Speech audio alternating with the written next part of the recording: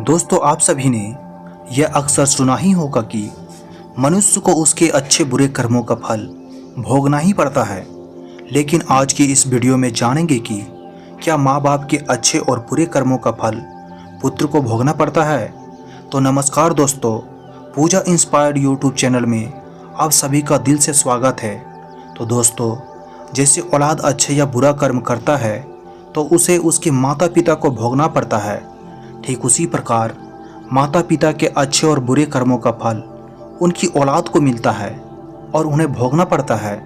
तो दोस्तों, आज की इस वीडियो में बहुत ही महत्वपूर्ण और ज्ञानवर्धक होने वाली है, तो कृपया वीडियो में अंत तक जरूर बने रहें। तो चलिए कहानी को शुरू करते हैं। एक समय की बात है, एक महान तपस्वी अपने आश्रम में रहता था। एक दिन उसकी पत्नी ने पूछा, स्वामी, क्या माता पिता के अच्छे और बुरे कर्मों का फल उनकी संतान को भोगना पड़ता है? तभी महात्मा ने कहा, हे देवी, माता पिता के अच्छे और बुरे कर्मों का फल उनकी संतान को अवश्य ही भोगना पड़ता है। आज मैं आपको एक प्राचीन कथा सुनाता हूँ, जिसे सुनने के बाद आपको पता चल जाएगा कि कैसे माता पिता के अच्छे और बुरे कर्मों का फल उनकी औलाद को मिलता है और उन्हें भोगना पड़ता है। फिर महात्मा ने कथा को सुनाना आरंभ करते हैं और कहते हैं, हे देवी, प्राचीन समय की बात है। एक गांव में एक गरीब आदमी रहता था। वह बहुत ही गरीब था। किसी तरह से मेहनत मजदूरी करके अपने घर का पालन पोषण करता था। उसे मजदूरी में दिन भर काम करने के बाद 50 रुपये मिलते थे। उसमें से वह 25 रुपये रोजाना दान करता था और 25 रुपये में अपने परिवार का पालन पोषण करता था। इस प्रकार कुछ समय बीतने के बाद उसके घर में एक लड़के का जन्म हुआ। उस गरीब आदमी के परिवार में अब 3 सदस्य हो गए, दोनों पति पत्नी और एक लड़का। अब धीरे धीरे उनके पालन पोषण में उस आदमी को समस्या होने लगी, क्योंकि इधर दिन प्रतिदिन महंगाई बढ़ती जा रही थी। फिर महात्मा ने कहा, हे देवी, एक दिन की बात है। उस आदमी के लड़के ने अपने पिता से पूछा, पिताजी, आप रोजाना 50 रुपये कमाते हैं, जिसमें से आप 25 रुपये रोज दान कर देते हैं और 25 रुपये में हम अपना गुजारा कैसे कर पाएंगे? उस आदमी को चुपचाप देखकर उसकी पत्नी ने कहा, बेटा, ऐसी कोई बात नहीं है। तुम्हारे पिताजी रोज 50 रुपये कमाते हैं और 25 रुपये दान कर देते हैं। ये तुम्हारे लिए ही दान करते हैं, दूसरों के लिए नहीं। लेकिन वह लड़का इस बात को नहीं समझ पाया, क्योंकि वह लड़का बहुत ही छोटा था।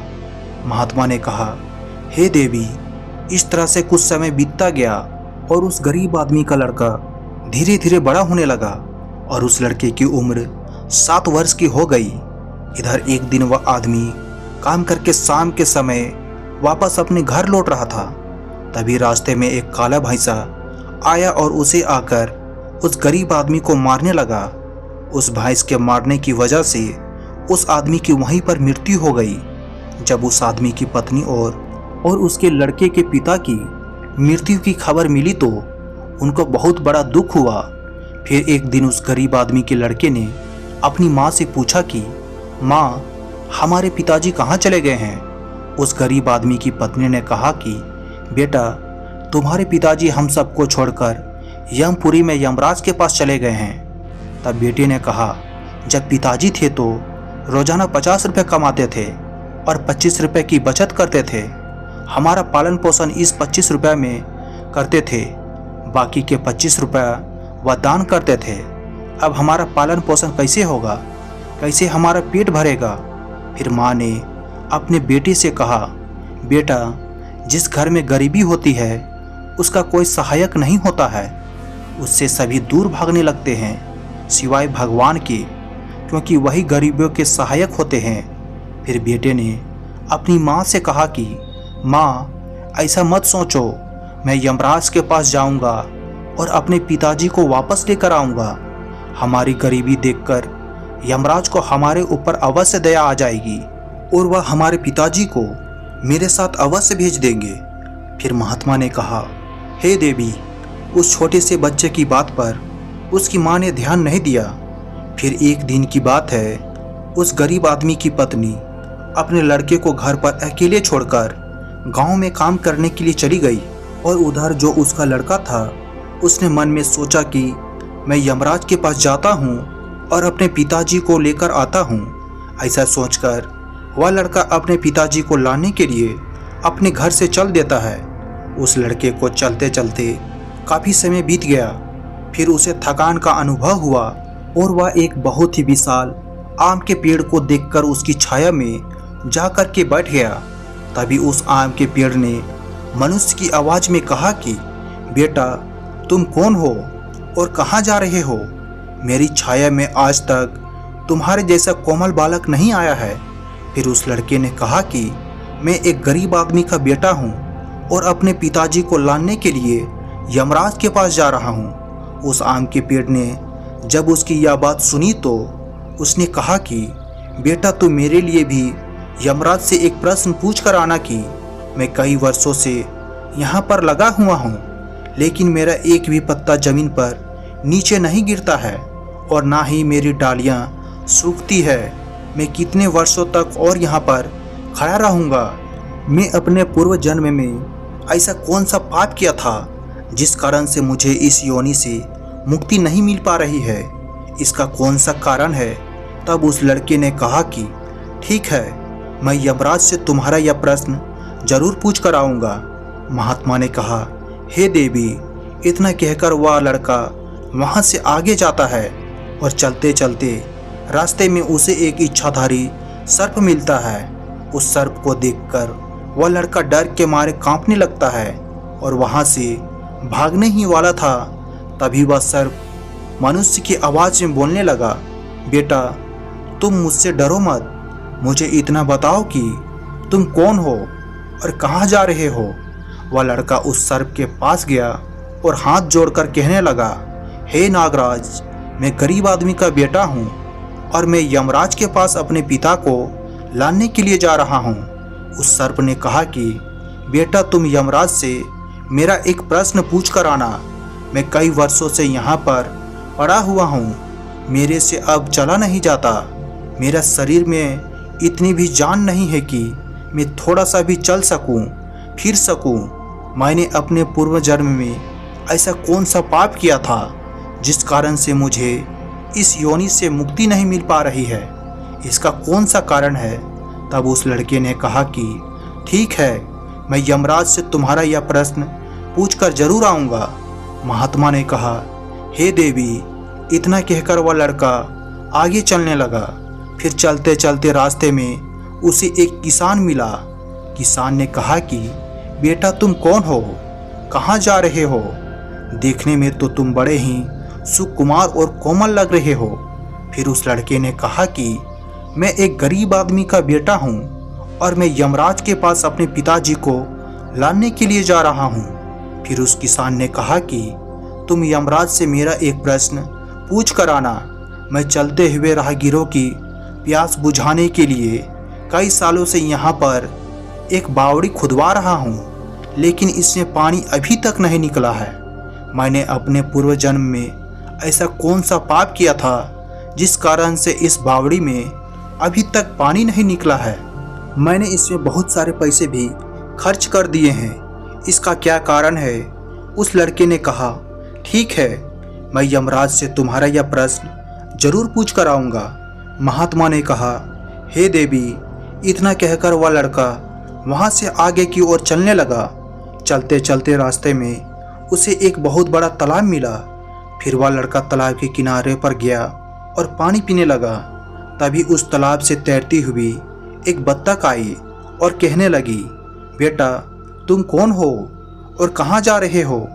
तब उस लड़के ने कहा कि मैं गरीब आदमी का बेटा हूँ और मैं यमराज के पास मेरे पिताजी को लाने के लिए जा रहा हूँ। महात्मा ने कहा, हे देवी।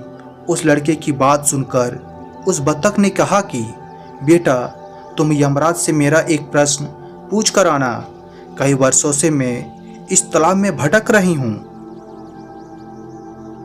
मेरी 7 पीढ़ियाँ गुजर गई है, परंतु मैं अभी तक इसी तालाब में रह रही हूँ। मैं अपने पूर्व जन्म में ऐसा कौन सा पाप किया था जिसके कारण मुझे इस योनि से मुक्ति नहीं मिल पा रही है? इसका क्या कारण है? तब उस लड़के ने कहा, ठीक है, मैं यमराज से तुम्हारा यह प्रश्न जरूर पूछ कर आऊँगा। इतना कहकर वह लड़का वहाँ से आगे की तरफ बढ़ने लगा। चलते चलते तालाब के दूसरे किनारे पर पहुँच गया। दूसरे किनारे पर जब वह पहुँचा तो उसने देखा कि एक मरा हुआ बगुला वहाँ पर पड़ा हुआ था। जब वह लड़का उसे मरे हुए बगुले को लांग कर जाने लगा तो वह मरा हुआ बगुला कहने लगा, बेटा तुम कौन हो और कहाँ जा रहे हो? उस लड़के ने उसकी आवाज़ सुनकर कहा कि मैं एक गरीब आदमी का लड़का हूँ और मैं यमराज के पास अपने पिताजी को लाने के लिए जा रहा हूँ। उस बगुले ने कहा कि तुम यमराज से मेरा एक प्रश्न पूछ कर आना कि मेरा शरीर कई वर्षों से इस तालाब के किनारे पर ही पड़ा हुआ है। कभी पानी की लहर आती है तो मेरा शरीर तालाब के अंदर चला जाता है और पानी की लहर से वापस तालाब के बाहर निकलकर किनारे पर आ जाता है। ना तो मेरा शरीर गलता है और ना ही सड़ता है।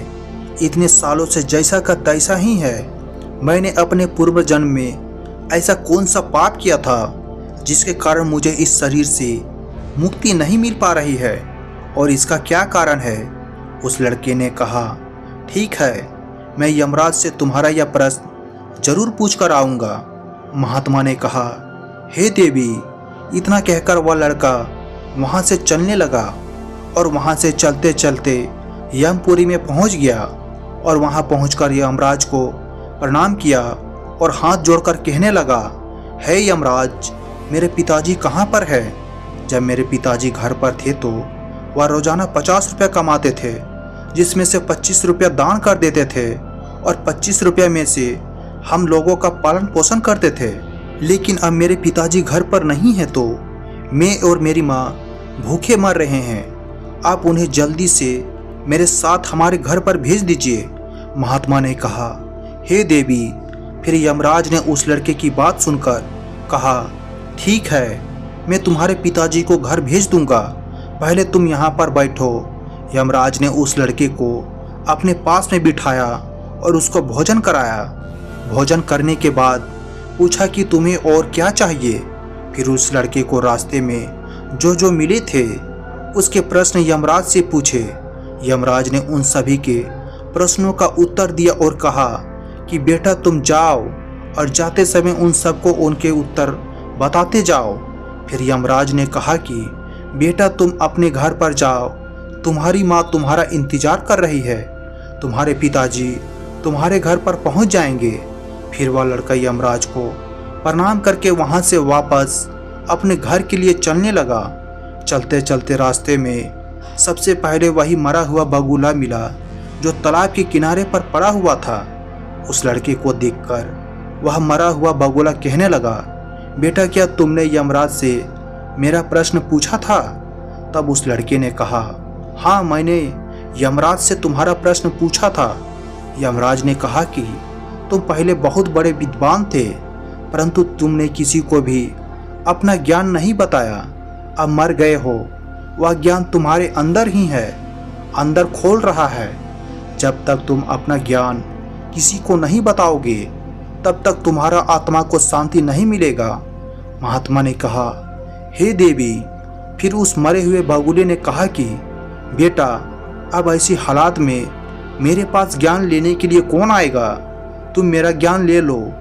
फिर उसने उस लड़के को जितना भी उसके पास ज्ञान था और वह सारा ज्ञान उस लड़के को दे दिया, और ज्ञान देने के बाद तुरंत ही उसकी आत्मा को मोक्ष की प्राप्ति हो गई।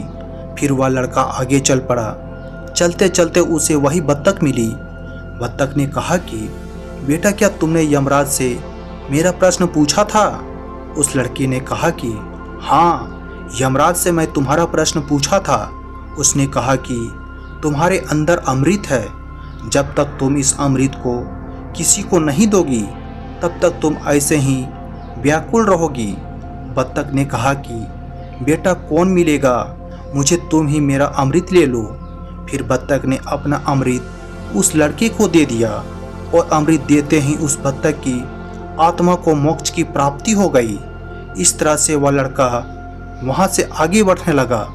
फिर चलते चलते रास्ते में उसे वही किसान मिला जो राहगीरों के लिए बावड़ी खुदवा रहा था। उस किसान ने जैसे ही उस लड़के को देखा तो बड़े प्रेम से हाथ जोड़कर कहने लगा कि बेटा, क्या तुमने यमराज से मेरा प्रश्न पूछा था? उस लड़के ने कहा, हाँ पूछा था। यमराज ने कहा कि आपके घर में एक जवान कन्या कुमारी बैठी हुई है। जब तक आप उस लड़की की विवाह नहीं करोगे और कन्यादान नहीं करोगे तब तक इस बावड़ी में पानी नहीं निकलेगा। पहले जो तुम्हारा कर्म है उसे पूरा करो। जो ईश्वर ने तुमको दायित्व सौंपा है उस पर ध्यान दो। पहले आप कन्यादान करो, उसके बाद इस बावड़ी को खुदवाओ। फिर उस किसान ने कहा कि मैं अपनी लड़की के लिए लड़का कहाँ से ढूंढने के लिए जाऊँगा? तुम मुझे बहुत ही सीधे साधे स्वभाव के दिख रहे हो और सुंदर भी हो और देखने में बहुत ही अच्छे लग रहे हो, इसलिए बेटा तुम ही मेरी लड़की से विवाह कर लो। महात्मा ने कहा, हे देवी। फिर उस किसान ने अपनी लड़की का विवाह उस लड़के के साथ कर दिया। फिर किसान ने अपनी लड़की को बहुत सारा धन देकर विदा कर दिया। फिर वह लड़का आगे चलते चलते रास्ते में उसको वही इच्छाधारी सर्प मिला। उस सर्प ने कहा कि बेटा, क्या तुमने यमराज से मेरा प्रश्न पूछा था? तब उस लड़के ने कहा कि हाँ पूछा था। यमराज ने कहा कि तुम्हारे पास जो नागमणि है, तुम उस नागमणि को धरती पर नहीं उगलते हो और ना कभी किसी को दान दिया है। जब तक तुम इस नागमणि का दान नहीं करोगे तब तक तुम्हारा शरीर ऐसे ही बना रहेगा। फिर उस सर्प ने कहा कि बेटा, मैं यह नागमणि अब किसको दूं? इस नागमणि को तुम ही ले लो। फिर उस सर्प ने अपनी नागमणि को उस लड़के को दे दिया। नागमणि को देते ही उस सर्प की आत्मा को मोक्ष की प्राप्ति हो गई। इस तरह से वह लड़का अपनी पत्नी को लेकर फिर आगे चलने लगा। फिर चलते चलते रास्ते में उसे वही आम का विशाल पेड़ मिला जिसकी छाया में उसने विश्राम किया था। उसने पूछा कि बेटा, क्या तुमने यमराज से मेरा प्रश्न पूछा था? उसने कहा, हाँ पूछा था। यमराज ने कहा कि पूर्व जन्म में तुम्हारा काम स्कूल में बच्चों को शिक्षा देना था। तुम्हारा पद एक गुरु का था, परंतु तुमने अपना पद का सही इस्तेमाल नहीं किया। तुम शिक्षा देने के बदले में छोटे छोटे बच्चों से अपना काम करवाते थे और उन्हें अच्छी शिक्षा नहीं देते थे। तुम पूर्व जन्म में बहुत बड़े विद्वान थे, परंतु तुमने उन बच्चों को शिक्षा नहीं दी। उन्हीं बच्चों के श्राप के कारण तुम हिल डोल नहीं सकते। तुम्हारे अंदर जो ज्ञान भरा हुआ है उसे किसी को दे दो, इसके बाद में तुम्हें मोक्ष की प्राप्ति होगी। महात्मा ने कहा, हे देवी। उस लड़के की बात सुनकर उस आम के पेड़ ने कहा कि मैं यह ज्ञान किसे दूंगा? तुम ही ले लो। फिर उस आम के पेड़ ने उस लड़के को अपना जितना भी उसके पास ज्ञान था तब दे दिया। जैसे ही उस आम के पेड़ ने उस लड़के को अपना ज्ञान दिया तो उसकी भी आत्मा को शांति मिल गई और वह उस पेड़ की योनि से मुक्ति हो गया। वह लड़का अपनी पत्नी के साथ चलते चलते अपने घर पहुंच गया। जब वह लड़का घर पर पहुंचा तो उस लड़के की माँ उसको देखकर बहुत खुश हुई और कहने लगी कि बेटा, तुम कहाँ चले गए थे और यह लड़की तुम्हारे साथ में कौन है? फिर उस लड़के ने जो भी उसके साथ घटनाएं घटी थी वह सब कुछ अपनी माँ को बता दिया। फिर महात्मा ने कहा, हे देवी, अब उस लड़के को ज्ञान हो चुका था कि उसके पिताजी वापस नहीं आ सकते हैं। अब उनकी मुक्ति हो चुकी है। उसके पिताजी ने जो दान धर्म किया था उसका फल उस लड़के को यमराज ने दे दिया। इस प्रकार से महात्मा ने अपने पत्नी को बताया कि माता पिता के अच्छे और बुरे कर्मों का फल उनकी औलाद को कैसे प्राप्त होता है और पूर्व जन्म के कर्मों का फल व्यक्ति को कैसे मिलता है और उसके पिता द्वारा किए गए पाप और पुण्य कर्म भी उसके बच्चों को कैसे मिलते हैं। तो दोस्तों, आपने आज की इस वीडियो से क्या सीखा वह मुझे आप कमेंट बॉक्स में कमेंट करके बता सकते हैं। इसी के साथ में उम्मीद करते हैं कि आपको आज की वीडियो पसंद आई होगी। अगर पसंद आई हो तो इस वीडियो को एक लाइक करें और उस इंसान को शेयर करे जिसे यह कहानी सुनने की ज़रूरत है, और उसी के बाद हमारे चैनल पूजा इंस्पायर्ड को सब्सक्राइब करें। तो चलिए फिर मिलते हैं ऐसी ही एक नई वीडियो में नई कहानी के साथ। तब तक के लिए आप अपने माता पिता का और अपने घर परिवार वालों का ख्याल रखें। धन्यवाद। नमो बुद्धाय।